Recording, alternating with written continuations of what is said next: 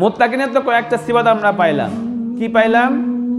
যে ব্যক্তি অবস্থা ভালো হইলেও দান করে, অবস্থা খারাপ হইলেও, সবাই বলেন, যে ব্যক্তি অবস্থা ভালো হইলেও দান করে, অবস্থা খারাপ হইলেও দান করে। যে ব্যক্তি রাগ হইলে রাগকে চেক দেওয়ার চেষ্টা করে, এবং যে ব্যক্তি কি করে? অত্যাচারী লোককে ক্ষমা করে দেয়, এবং যে ব্যক্তি আত্মীয়তার সম্পর্ককে বজায় রাখার চেষ্টা করে। আল্লাহ রাব্বুল আলামিন তিন ব্যক্তিকে ভালোবাসেন সব থেকে বেশি। তিন ব্যক্তিকে কি করেন? সব থেকে বেশি ভালোবাসেন। এর মধ্যে এক ব্যক্তি যে অত্যাচারীকে ক্ষমা করে দেয়। কি করে? অত্যাচারীকে ক্ষমা করে দেয়।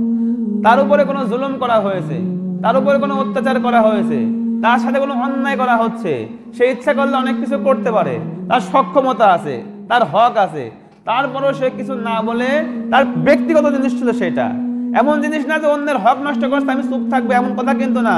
বারবার বলতেছি, এগুলো হলো ব্যক্তিগত ব্যাপার, যে না আমি ইচ্ছা করলে আমার জিনিস তো যে আমি তোকে ছাড় দিলাম। এই যে ছাড় যে দেবে আল্লাহ রাব্বুল আলামিন তাকে কি করবেন? ভালো। এবং যে ব্যক্তি অত্যাচারীকে ক্ষমা করে দেয় আল্লাহ রাব্বুল আলামিন তাকেও কি করেন? ভালোবাসেন। অত্যাচারী কেমন? যে আপনাকে একজন ব্যক্তি যে কোনো কারণে অন্যায় ভাবে হোক, আপনাকে যে কোনো কারণে আপনার গায়ে হাত দিয়েছিল কোনো সময়, কোনো না কোনো সময়, কিন্তু আপনি সেটা মনের মধ্যে ধরে রাখলেন যে আমি যদি কোনোদিন সুযোগ পাই, সিস্টেমে পাই, সেদিন আমি তোমাকে দেখে দেবো। মানুষ থাকে না এরকম বিভিন্ন সময় বিভিন্ন ক্ষেত্রে, ব্যবসা বাণিজ্য, স্কুল কলেজ, ছেলেপেলে যখন ছোট থাকে বড় থাকে, এমন ঘটনা বিভিন্ন সময় কিন্তু ঘটে।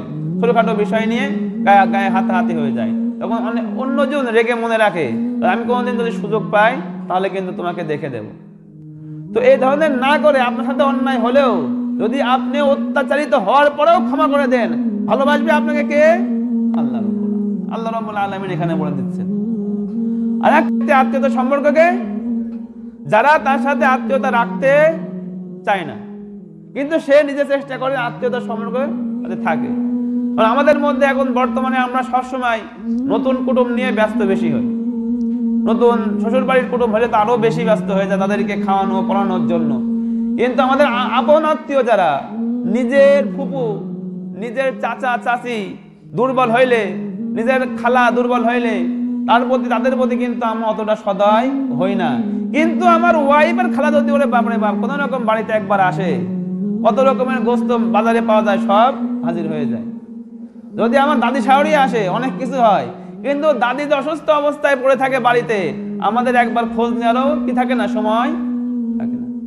আমার ফুপুটা যে দরিদ্র, সে তার যে ঘরে চাল নেই, বর্ষার সময় পানি পড়ে, সেই খবর কিন্তু আমার নেওয়ার সময় থাকে না।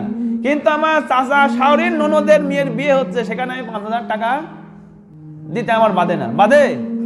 ওখানে গেলে একটা ভাবি আলাদা, অমকে জামাই এত টাকা দেয়, কিন্তু আমার নিজের দাদির ওষুধ কিনা হয় না, আমার নিজের ফুপু দরিদ্র মানুষ, এদের সাথে আমরা সম্পর্ক রাখতে চাই না। যেগুলো মূল জায়গা ছিল সেগুলো থেকে মুসলমান কি হয়েছে, আস্তে আস্তে আস্তে আস্তে সরে আসছে। আর যেগুলো ইসলামের মধ্যে অতি গুরুত্ব না, সেগুলোর মধ্যে মানুষ আস্তে আস্তে আস্তে আস্তে ইসলাম খুঁজে বেড়ানোর চেষ্টা করছে। যাই হোক, রাসূলুল্লাহ সাল্লাল্লাহু আলাইহি ওয়াসাল্লাম বলেছেন, যে ব্যক্তি তার রাগকে সংযম করে, রাগকে চেক দেয়, তাকে আল্লাহ ভালোবাসেন। এবং যে ব্যক্তি অত্যাচারীকে ক্ষমা করে দেয়, তার উপরে অত্যাচার করেছিল, সে আল্লাহর হস্তে ক্ষমা করে দেয়, আল্লাহ রাব্বুল আলামিন তাকেও ভালোবাসেন। এবং যে ব্যক্তি আত্মীয়তার সম্পর্ককে বজায় রাখার চেষ্টা করে, আল্লাহ রাব্বুল আলামিন তাকেও কি করেন? ভালোবাসেন। এখন সামনের আয়াতের মধ্যে যে সিফাতের কথা আল্লাহ রাব্বুল আলামিন বলবেন, এটা আমাদের সকলের ক্ষেত্রে হয়ে থাকে। মুত্তাকিনের তো কয়েকটা সিফাত আমরা পাইলাম। কি পাইলাম? যে ব্যক্তি অবস্থা ভালো হইলেও দান করে, অবস্থা খারাপ হইলেও, সবাই বলেন, যে ব্যক্তি অবস্থা ভালো হইলেও দান করে, অবস্থা খারাপ হইলেও দান করে। যে ব্যক্তি রাগ হইলে রাগকে চেক দেওয়ার চেষ্টা করে, এবং যে ব্যক্তি কি করে?